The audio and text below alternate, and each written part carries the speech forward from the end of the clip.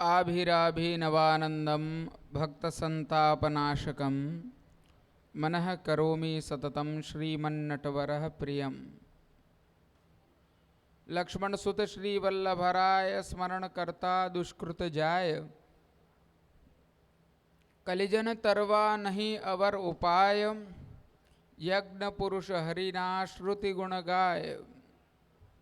श्री विठ्ठल सुखकारी नामे निष्पाप थाय नर नारी, दुर्गति सकल निवारी, प्रगट्या श्री व्रजपति रास विहारी। अंगुष्ठचोषकं गूढ़रसपोषकं स्वल्पसन्तोषकं कृष्णचन्द्रं, गोपिका जनमनोन्मोद सम्पादनं तदभिलषिता कृतौ विगततन्द्रम्। वन्दे नन्दव्रजस्त्रीणां पादरेणूमभीक्ष्णशः, यासां हरिकथोद्गीतं पुनाति भुवनत्रयम्।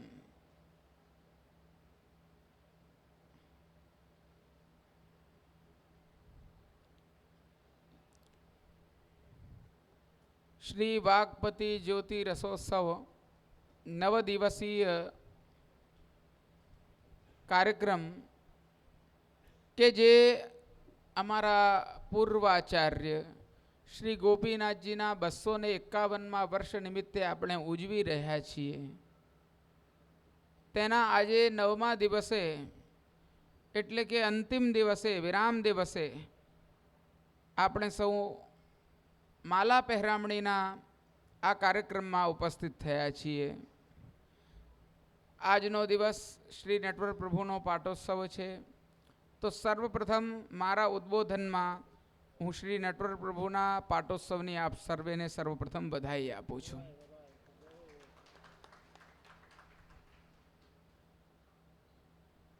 બધા થાકેલા પાકેલા છો?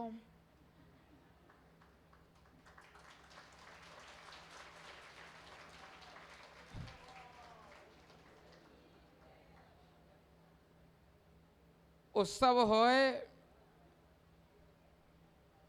तो उमळको होय, अने आजे तो आप लोको जे माला पहेरामणीना उत्सव पर अहींया आया छो, तेमनी अंदर तो विशिष्ट उमळको एटले होवो जोईए के आ माला पहेरामणी पण एक वैष्णवतानो बहु मोटो उत्सव छे.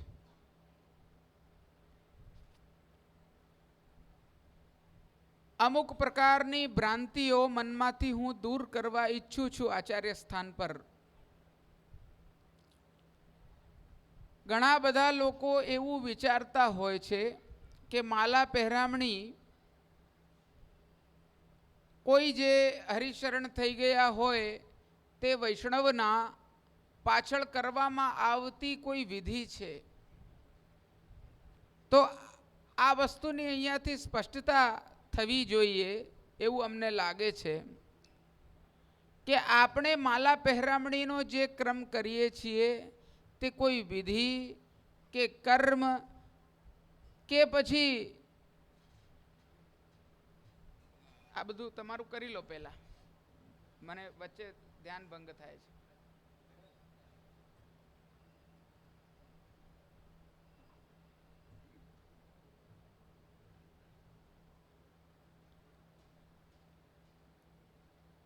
जे माला पहेरामणीनो आपणे क्रम करीए छीए ते कोई विधि के कर्म के कोई अशुभ वस्तु नथी.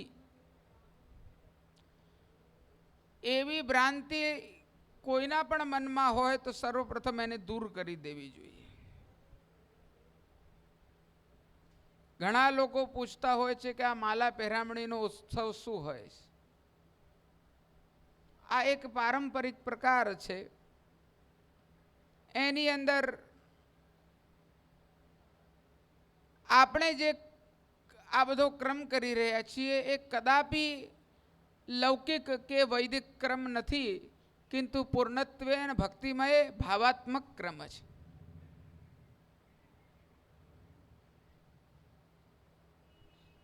पुष्ट संप्रदायनी अंदर दीक्षित थयेलो जे कोई पण जीव छे, श्री महाप्रभुजी ગુરુદેવની કૃપાથી એ બ્રહ્મ સંબંધ ગ્રહણ કરે છે, નામ નિવેદનની દીક્ષા ગ્રહણ કરે છે અને ગુરુ પરંપરા થકી તે માર્ગની અંદર પ્રવેશ પ્રાપ્ત કરે છે. અને તત્પશ્ચાત શ્રી યમુનાજીની કૃપાથી ભગવાનને સેવા કરવા માટે લાયક એવા દેહને ધારણ કરે છે. અને જ્યારે એ પોતાનું આ દેહ છોડે છે તત્પશ્ચાત એ ભગવન લીલામાં પ્રાપ્ત થાય છે. અને જે જીવ શરણ આયા છે તે નિશ્ચિત રૂપે ભગવન લીલામાં પ્રાપ્ત થાય છે. અને જે જીવ ભગવાનથી વિખૂટો પડ્યો હોય છે તેનો સંબંધ બ્રહ્મ સંબંધ તરીકે ગુરુદેવ કરાવીને આપે છે.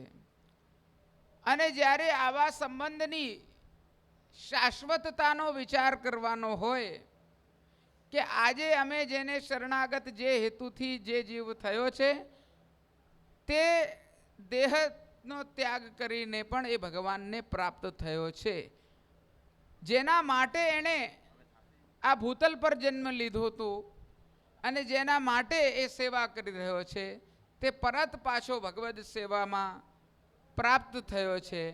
એટલે આપણે એનો એક આનંદનો ઉત્સવ મનાવી રહ્યા છીએ. આ આનંદના ઉત્સવને આપણે માલા પહેરામણી કહીએ છીએ. જેવી રીતે કોઈ સારા પ્રસંગની અંદર ઘરમાં દીકરીના લગ્ન હોય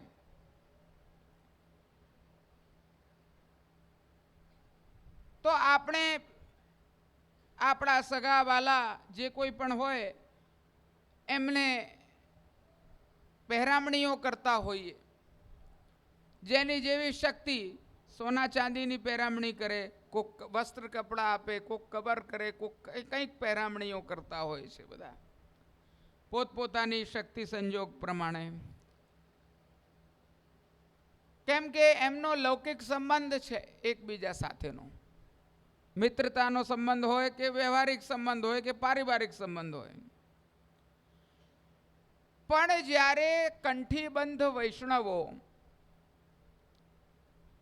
ગુરુદેવના સાનિધ્યમાં, શ્રી યમુનાજીના સાનિધ્યમાં, વૈષ્ણવોના સાનિધ્યમાં જ્યારે એકત્રિત થાય છે ત્યારે એમનો પરસ્પર એકબીજા સાથેનો સંબંધ કયો હોય છે?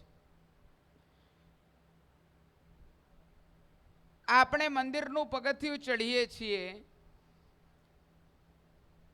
ત્યારે આપણે કયા સંબંધથી અહીંયા આવીએ છીએ?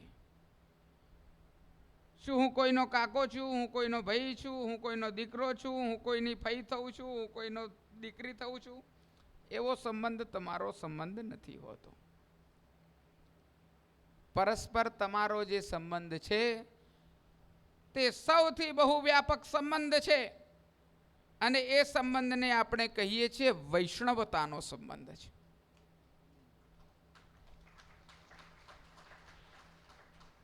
તમે બધા વૈષ્ણવો છો, એકબીજા સાથે વૈષ્ણવતાનો, જય શ્રી કૃષ્ણનો વ્યવહાર રાખો છો.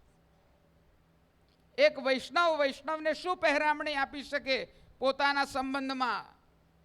તો આ તિલક, આ કંઠી, આ ચરણામૃત, આ ભગવન નામ, ભગવદ કીર્તન, ગુરુદેવની સંગતિ, શ્રી યમુનાજીના પાન. અને આ સંબંધ આપણો જે છે તે વૈષ્ણવ ભગવાનને પ્રાપ્ત થયો, જીવ બ્રહ્મને પ્રાપ્ત થયો. એ વૈષ્ણવતાનો સંબંધ, વૈષ્ણવતા માટે વૈષ્ણવોની સાથે, એનું નામ છે માલા પહેરામણી. આજે આપણે આ સાચા આશયને સમજવાની આવશ્યકતા છે. આ કોઈ પણ વિધિ વિધાન નથી, પૂર્ણત્વેન ભાવાત્મક ક્રમ છે. અને એ કદાચ એટલે જ આ ક્રમ બનાવેલો છે, ઉપક્રમ બનાવેલો છે કે જેના કારણે આપની અંદર લૌકિક ભાવનાઓ, લૌકિક દુઃખ, લૌકિક શોક જે મનમાં રહેલો છે તેને દૂર કરી શકાય. કે જે જીવ ભગવાનથી વિખૂટો પડીને જન્મ ધારણ કરે છે, જન્મો જન્મ અલગ અલગ યોનિઓમાં ભટકે છે, તેની છેલ્લે ગતિ તો ભગવાન જ છે. આ જીવોની ઉત્પત્તિ કેવી રીતે થઈ છે વૈષ્ણવો? આપણે એના માટે વેદો અને ઉપનિષદોનું અનુસંધાન કરવું પડે.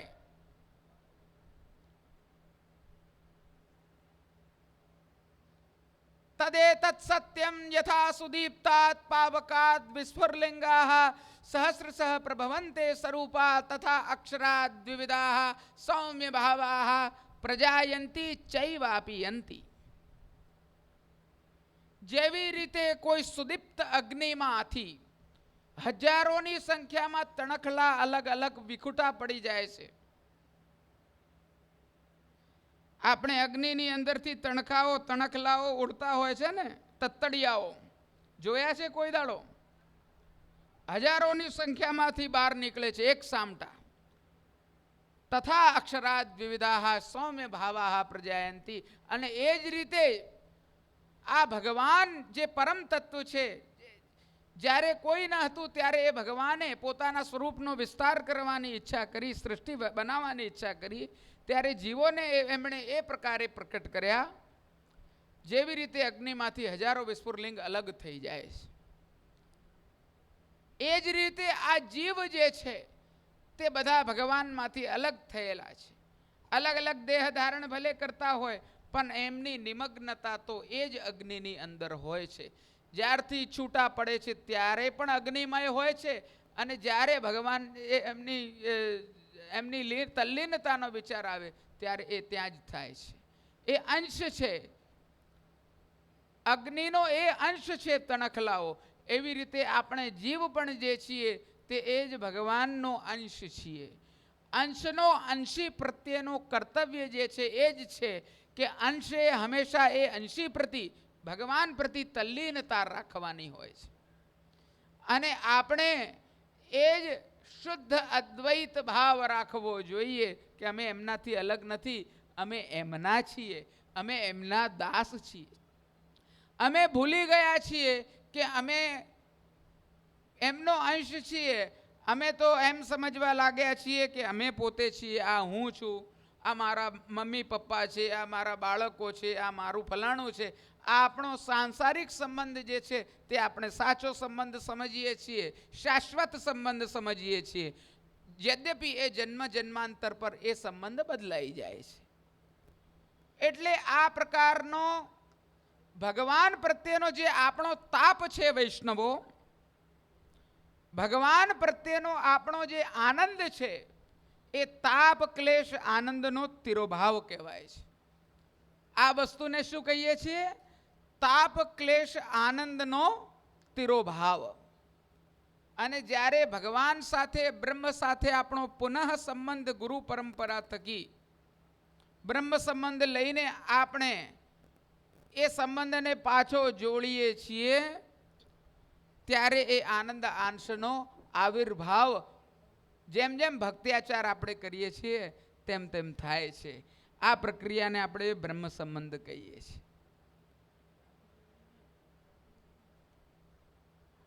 આ ભૂતલ પર વિવિધ પ્રકારની ગુરુ પરંપરાઓ વિદ્યમાન છે. વિવિધ પ્રકારના દર્શન અનુસાર અલગ અલગ આચાર્યોએ પોતપોતાની પરંપરા બતાડેલી છે. જેવી રીતે શંકરાચાર્ય મહાભાગે પોતાની બતાડેલી છે, રામાનુજાચાર્યજીએ પોતાની બતાડેલી છે, મધ્વાચાર્યજીએ બતાડેલી છે. આ બધા જ ભગવાનના અલગ અલગ પ્રકારના વિભૂતિઓના, દેવતાઓના સ્વરૂપ પોતે પોતપોતાના માર્ગને પ્રશસ્ત કરવા માટે આ ભૂતલ પર પ્રકટ થયા છે. આમાં વિવિધ પ્રકારના ભ્રાંતિઓથી યુક્ત મતો પ્રસ્થાપિત થવા લાગ્યા, અને એ મતોમાં ભગવાનના યોગ્ય સ્વરૂપનું નિરૂપણ પ્રતિપાદન કરવા માટેની આવશ્યકતા થઈ. ત્યારે સંવત 1535માં શ્રી મહાપ્રભુજીનું પ્રાગટ્ય થયું છે. એક સમય ચિંતા ચિત આઈ, दैवी कहबिद जानी जाई, आसरी सो मिलत सदाई, भिन्न होय સો કોણ ઉપાય. ભગવાનને મહાપ્રભુજી તરીકે વિચાર આવ્યો છે કે આ જીવ બધા મિશ્રિત સૃષ્ટિમાં ચાલતા આવ્યા છે, એમને ખબર નથી કે યોગ્ય માર્ગ શું છે. એવા દૈવી જીવોને તારવા માટે જેવી રીતે કોઈ કોલસાની ખાણમાં અલગ અલગ પથરાઓમાંથી હીરા કાઢવામાં આવે અલગ અલગ, એ જ રીતે દૈવી સૃષ્ટિને આસુરી સૃષ્ટિમાંથી અલગ કરવા માટે એમને ખેંચીને બહાર કાઢીને બ્રહ્મ સાથેનો સંબંધ કરાવવા માટે આ મહાપ્રભુજીનું પ્રાગટ્ય થયું છે. અને મહાપ્રભુજીની જ કૃપાથી, એ ગુરુદેવની જ કૃપાથી આપણે બ્રહ્મ સંબંધની દીક્ષા ગ્રહણ કરીને સુનિયોજિત યોગ્ય પ્રકારથી આચાર્ય પરંપરાના નેજા હેઠળ આપણો ભક્તિનો આચરણ જે છે તે કરવાનો આપણે આરંભ કરીએ છીએ. અને તે થકી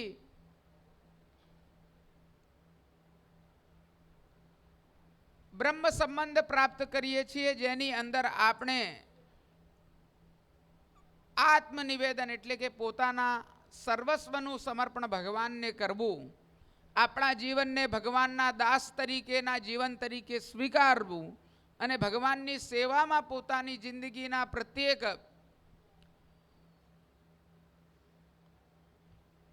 તત્વને વિનિયુક્ત કરવા. એનો અર્થ એવો થાય છે કે હે ભગવાન, અત્યાર સુધી હું પોતાને કંઈ સ્વતંત્ર પોતાનું સ્વરૂપ સમજતો હતો. હજારો પરિવત્સરોથી, હજારો સંવત્સરોથી, હજારો વર્ષોના સમયગાળામાં હું પોતાના સ્વરૂપને યુક્ત પ્રકારથી સમજી નથી શક્યો. તાપ, ક્લેશ, આનંદનો તિરોભાવ થવાના કારણે હું પોતાને કંઈક સેપરેટ ઇન્ડિપેન્ડન્ટ આઈડેન્ટિટી સમજું છું, સ્વતંત્ર અસ્તિત્વ પોતાનું સમજું છું. હવે હું ગુરુદેવના શરણે આવીને એ વસ્તુને જાણું છું કે મારું દેહ, ઇન્દ્રિય, પ્રાણ, દારાગાર, પુત્ર, આપ્ત, વિત્ત, આલોક, પરલોક કંઈ પણ મારા હાથમાં નથી. એ ભગવાન, આ બધું તો તમે ચલાવો છો. એટલે આ જે કંઈ પણ મારું છે, જે હું મારું સમજું છું, હવેથી એ ભગવાન આપનું છે અને આપના ચરણારવિંદના આશરે અમે પડ્યા છીએ. આપને હવે આ બધું જે કંઈ પણ છે, આપને જે રીતે નિર્વહન કરવું હોય એ રીતે કરો, આપને જે રીતે રાખવા હોય તે રીતે રાખો. અમે હવે સંપૂર્ણપણે આપની ઉપર જવાબદારી નાખીએ છીએ કે અમારું નિર્વહન કઈ રીતે કરવું. અમે તો એટલો જ સંબંધ હવે સમજ્યા છીએ કે હું દાસ છું અને આપનો છું. આનું નામ છે બ્રહ્મ સંબંધ.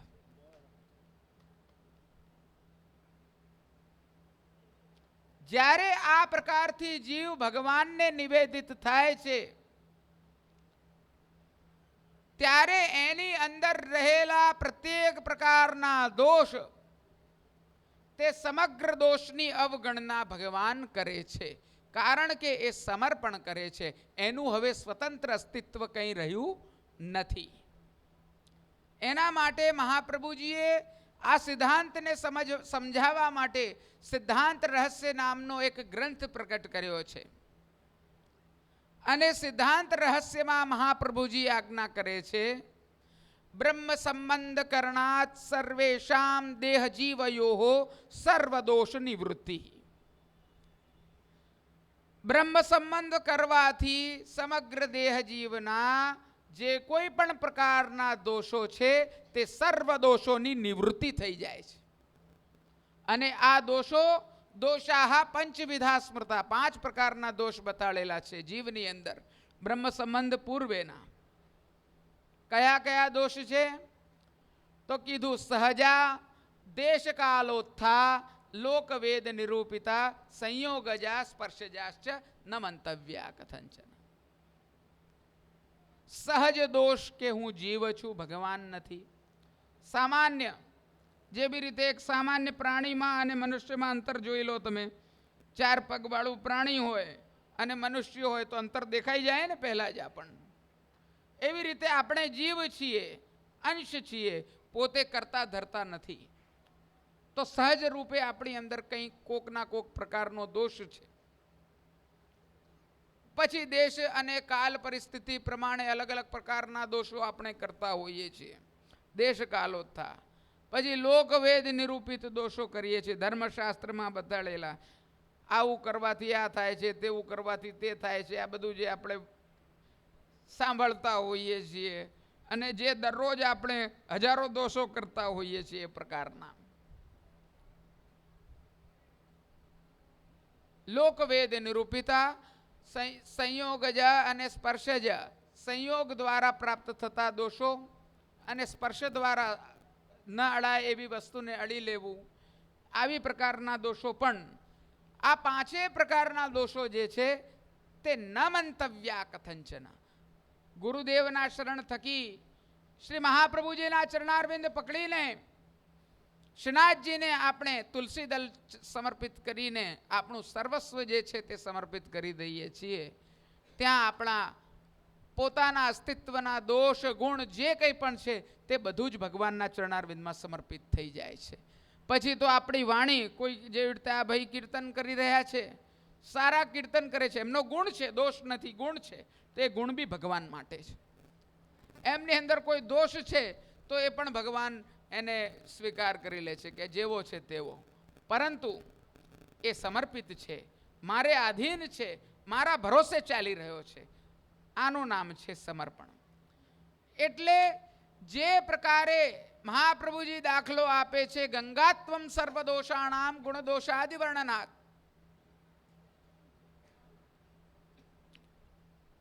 જેવી રીતે ગંગાજીની અંદર કોઈ દોષથી ભરેલી ગટર કે પરનાળ પ્રવાહિત થઈ જાય છે તો એની અંદર પોતાનું પરણાલપણું રહેતું નથી, એ ગંગામય બની જાય છે.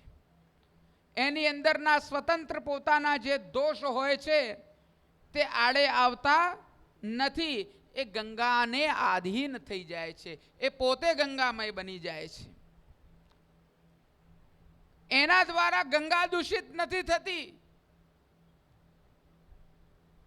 આપણે જે ભગવાનને દોષો સમર્પણ કરીએ છીએ કે ગુણો સમર્પણ કરીએ છીએ એનાથી ભગવાન દોષયુક્ત નથી થતા, પરંતુ જે પરણાલ છે તે દૈવી ગુણોથી યુક્ત થઈ જાય છે, એ પવિત્ર થઈ જાય છે. એ રીતે જીવ પણ જ્યારે ભગવાનને સમર્પણ કરીને બ્રહ્મ સંબંધ ગ્રહણ કરે છે તો એના દોષોથી ભગવાન દોષયુક્ત નથી થતા, કિંતુ જીવ જે છે તે ભગવાનના ગુણોથી પવિત્ર બની જાય છે, પાવન બની જાય છે.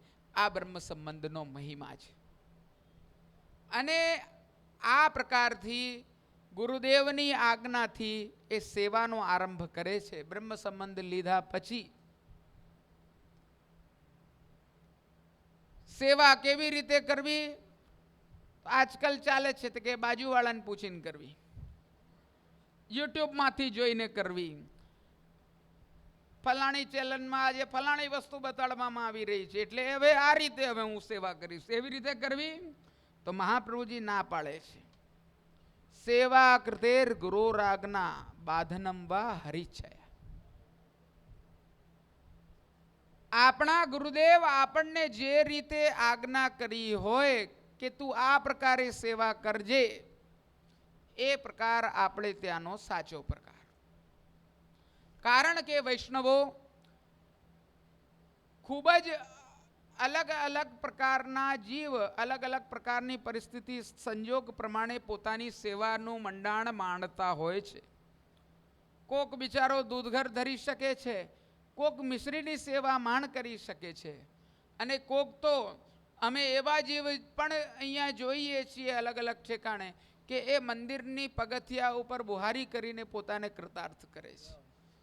એ મિશ્રી ધરવા માટે પણ સક્ષમ નથી બિચારો. કોક રાજ સેવા કરે છે, કોક અષ્ટયામની સેવા કરે છે સવારથી લઈને રાત સુધીની, કોક વિરક્તિમાં સેવા કરે છે, કોક ગૃહસ્થીમાં સેવા કરે છે. વર્ણ આશ્રમ સ્થિતિ સંજોગ કોઈ એજ્યુકેશન લઈ રહ્યું છે, કોઈ સ્કૂલ કોલેજમાં જઈ રહ્યું છે, કોઈ ઘરના કામ કરી રહ્યું છે, કોઈ વેપાર ધંધો કરી રહ્યો છે. આ પ્રકારના અલગ અલગ પ્રકારના સંજોગો પ્રમાણે અલગ પદ્ધતિથી સેવા તમને અલગ અલગ રીતે અલગ અલગ આજ્ઞા પ્રમાણે પધરાવવામાં આવે છે. એટલે સેવાની આજ્ઞાની જે છે તે સમાનતા પ્રત્યેક વ્યક્તિની અલગ અલગ એક સરખી હોતી નથી, અલગ અલગ હોય છે. એનું વિધિ વિધાન એ પ્રમાણે જ નિશ્ચિત કરીને સેવા સોંપવામાં આવે છે. એટલે સેવામાં જે છે, ઘર સેવામાં ખાસ કરીને એકબીજાની દેખાદેખી કરવી નહીં. એટલે આને આપણે કહીએ છીએ કે ભક્તિ આચાર, ભક્તિનું આચરણ કરવું. બ્રહ્મ સંબંધ લીધા પછી ગુરુદેવની આજ્ઞાથી ભક્તિનું આચરણ કરવું, સેવાનું આચરણ. ભક્તિ એટલે સેવા. સેવા, હવે સેવા બે પ્રકારની છે, નામ સેવા અને સ્વરૂપ સેવા. સેવાયામ વા કથાયામ વા યસ્યાસક્તિર દૃઢા ભવેત. કોઈ સેવાનું મંડાણ નથી માંડી શકતો તો એના માટે નામ સેવા બતાડેલી છે. ભગવાનના સ્વરૂપનું જે મંત્ર દીક્ષાનું તમને દાન કરવામાં આવ્યું છે, અષ્ટાક્ષરનું પહેલું, એનો જપ કરવો.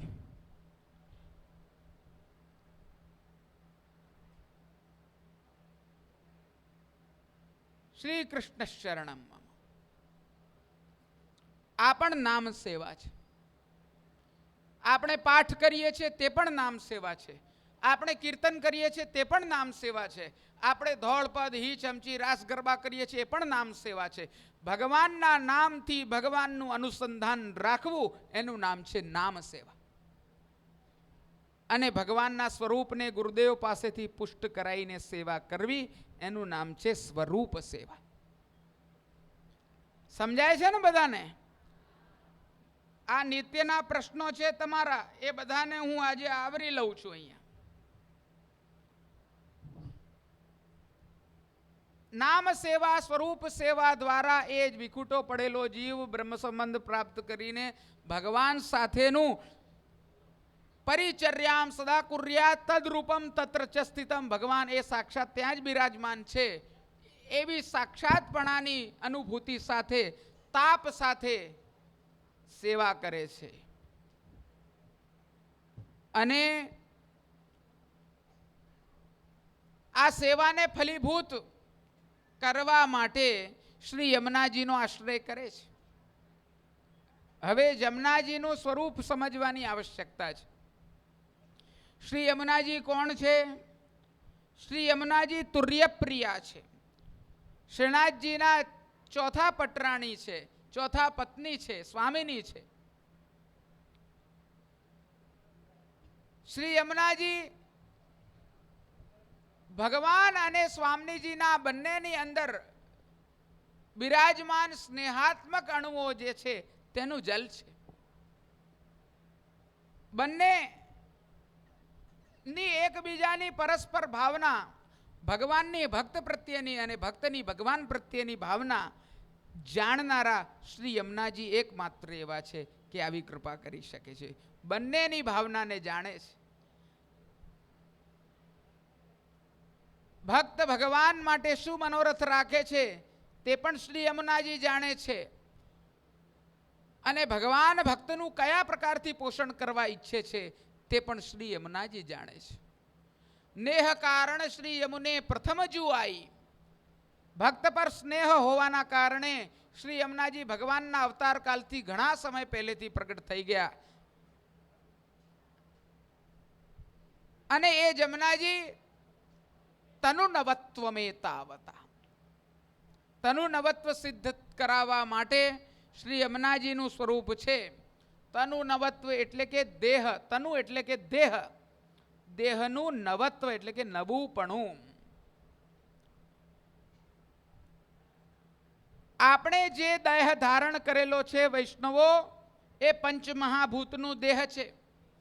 એની અંદર દોષ છે અલગ અલગ પ્રકારના. આ માંસ છે, ચામડું છે, હાડકું છે, દુર્ગંધથી યુક્ત છે આ દેહ. આ દેહ દ્વારા એ આનંદાત્મક રસાત્મક બ્રહ્મની સેવા થવી એ તો એવી વસ્તુ થઈ ગઈ કે જાણે કે અમારે ત્યાં કહેવત છે, બંદર કે હાથ મેં તરબૂચ.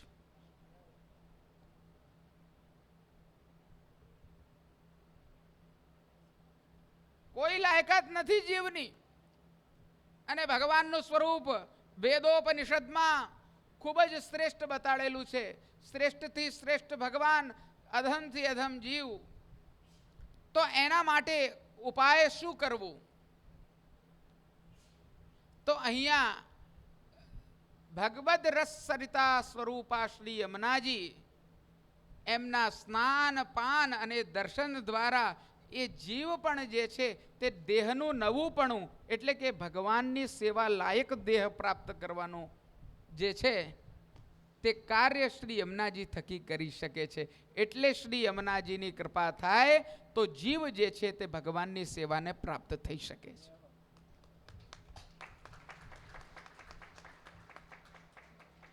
આપણે સવારે સ્નાન કરવા જઈએ છીએ, સ્નાન કરતા કરતા શ્રી યમુનાજીનું સ્મરણ કરીએ છીએ કે ભગવાનની સેવા માટે હું જવા ઈચ્છું છું. હે શ્રી યમુનાજી, આપની કૃપા મારા પર થાય. આ સ્નાન આપણે કર્યા એ શ્રી યમુનાજીની ભાવનાથી કરીને અહીંયા આપણે સેવા કરીએ છીએ. એ જ રીતે જીવ જ્યારે આ દેહ છોડીને ભગવત ધામમાં, ભગવત લીલા સ્થાનમાં, ગોલોક ધામમાં પ્રાપ્ત થાય છે, ત્યારે દેહનું નવીનપણું જે પ્રદાન કરનારા છે તે શ્રી યમુનાજી છે. એટલે શ્રી યમુનાજીનું મહત્વ છે. સ્નાનનું મહત્વ છે, પાનનું મહત્વ છે. અને જમનાજી તો શ્રીનાથજીને સુધ આપે છે. અને આ જીવ જ્યારે વૈષ્ણવતાનો સંબંધ એકબીજાનો રાખે છે, એ લીલામાં પ્રાપ્ત થાય છે, એ દેહ નવું પ્રાપ્ત કરે છે, ત્યારે આપ પોતપોતાના સ્વરૂપથી, વૈષ્ણવતાના સ્વરૂપથી સુધી લો છો. તે જ સુધી ઠાકોરજી સુધી પહોંચાવાનું કાર્ય આ ભગવદ કીર્તન થઈ રહ્યા છે. આ શ્રી યમુનાજીની સાક્ષી ભાવ, ગુરુદેવનો, મહાપ્રભુજીનો સાક્ષી ભાવ આપણે ભાવના કરીએ છીએ. આ પ્રકાર માલા પહેરામણીની અંદર બતાડેલો છે. એટલે વૈષ્ણવો શ્રી મહાપ્રભુજી, શ્રી યમુનાજી અને શ્રીનાથજીનું આપણા માર્ગમાં મહત્વ બતાડેલું છે.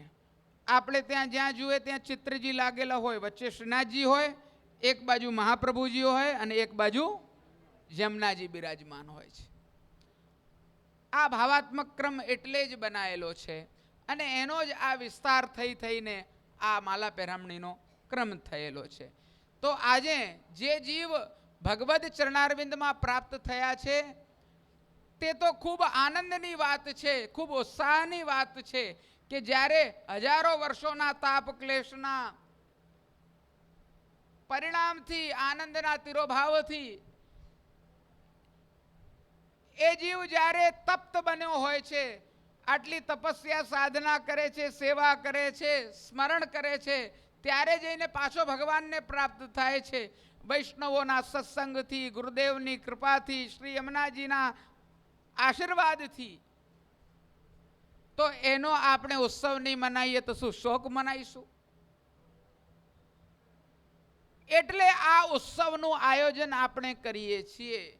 એકબીજાને વૈષ્ણવતાની પહેરામણી વહેંચીએ છીએ અને ભગવાનના ચરણારવિંદમાં અમારી સુધ જાય એટલે ભગવાનની જયકાર કરીએ છીએ. આ જય શ્રી કૃષ્ણ છે.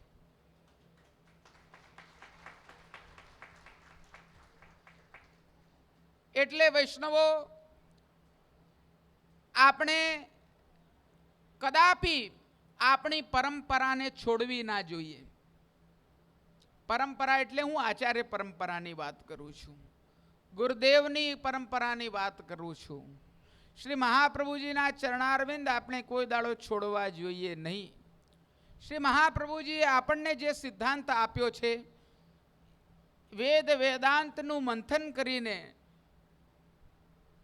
જ્ઞાન માર્ગ, કર્મ માર્ગમાં ભક્તિ માર્ગ કેવી રીતે શ્રેષ્ઠ છે, ભક્તિ માર્ગની અંદર પણ પુષ્ટિ ભક્તિ કેવી રીતે શ્રેષ્ઠ છે, પુષ્ટિ ભક્તિ પણ નિર્વહન કરવા માટે આપણા સંપ્રદાય પ્રમાણે કેમ યોગ્ય છે, આ બધી જ વસ્તુઓ પૂર્ણત્વેન તાર્કિક પરિમાણો અને પરિણામો સાથે એ માપી તોલીને આપણને આપવામાં આવી છે. એમાં કોઈ પણ પ્રકારની સંશય વૃત્તિ રાખ્યા વગર પૂર્ણ આસ્થાથી, પૂર્ણ શ્રદ્ધા ભાવથી આ કંઠી ગ્રહણ કરવી જોઈએ, બ્રહ્મ સંબંધ ગ્રહણ કરવું જોઈએ, ગુરુ પાસે જઈને સેવા પધરાવી જોઈએ, ગુરુદેવની આજ્ઞા પ્રમાણે સેવા કરવી જોઈએ. સેવા કરવામાં કોઈ અડચણ આવે તો જિજ્ઞાસાઓ અમારી પાસે આવીને ઊભી કરવી જોઈએ કે અહીંયા ગુરુદેવ આવી તકલીફ અમને પડી રહી છે અને એનું સમાધાન પ્રાપ્ત કરવું જોઈએ. કંઈ સમજ ન પડતી હોય તો સમજણ પાડવી જોઈએ.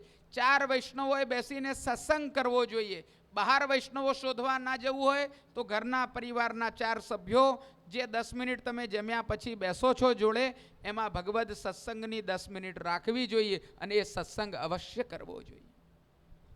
આપણા ધર્મની, આપણા પરંપરાની, આપણા માર્ગની ચર્ચા કરવી જોઈએ. આપણા બાળકો સન્મુખ કેવી રીતે રહેશે, આપણા યુવાનો આપણા સંપ્રદાયને કેવી રીતે સુદૃઢ બનાવશે, એમાં શું યોગદાન આપશે, એનો વિચાર આપણે એક જવાબદારીપૂર્વક વૈષ્ણવે કરવો જોઈએ. આ આપણી જવાબદારી છે વૈષ્ણવો. જો આપણે આપણા ઘરને દૃઢ નહીં રાખીએ, આપણું ઘર વૈષ્ણવતાને દૃઢ નહીં રાખે, વૈષ્ણવો આ સનાતન ધર્મને દૃઢ નહીં રાખે, તો આપણે આપણા ધર્મને બચાવવાની વાત ખાલી કહેવાની રહી જશે. આપણે આપણા ઘરમાં સૌથી પહેલાં જે છે તે ધર્મને પાળવો પડશે. પાળવો પડશે, પાળીને મજબૂત બનાવવો પડશે. અને ધર્મની બાબતમાં કોઈ પણ જાતની સંશય વૃત્તિ હોય તો હું રણછોડલાલજી આજે અહીંયા આપ લોકોને આશ્વાસન આપું છું, આપ લોકો અહીંયા અમારી પાસે આવો. આપ લોકોના કોઈ પણ પ્રકારના ધાર્મિક પ્રશ્નો હોય તો એનો જવાબ હું સ્વયં તમને આપીશ.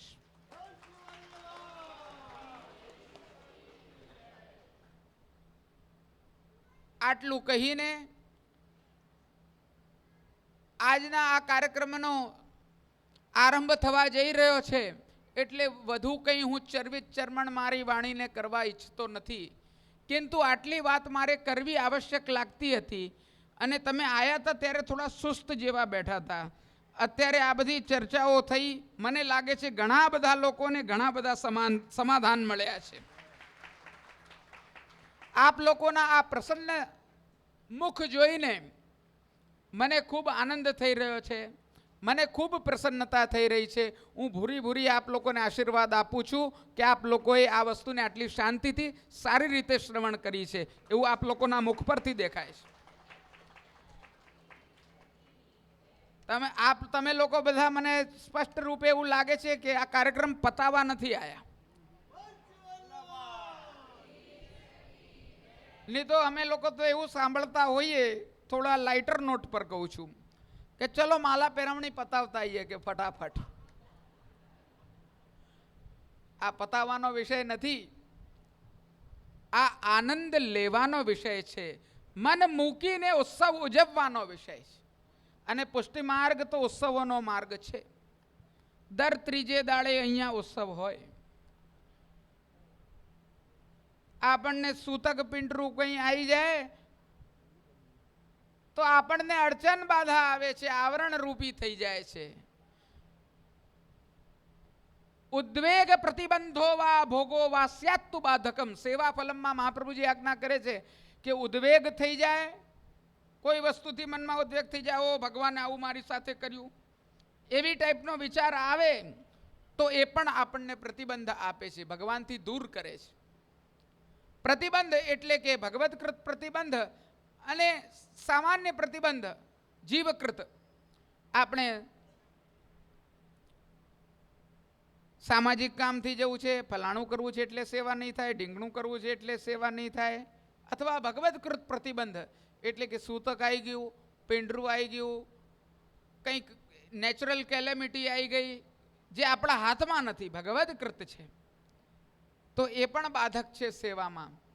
અને ભોગ, ભોગ વિલાસની વૃત્તિ પોતાની જે હોય છે, વિષય વાસનામાં આપણી વૃત્તિ જે હોય છે, તે પણ સેવાના ફળમાં બાધક છે.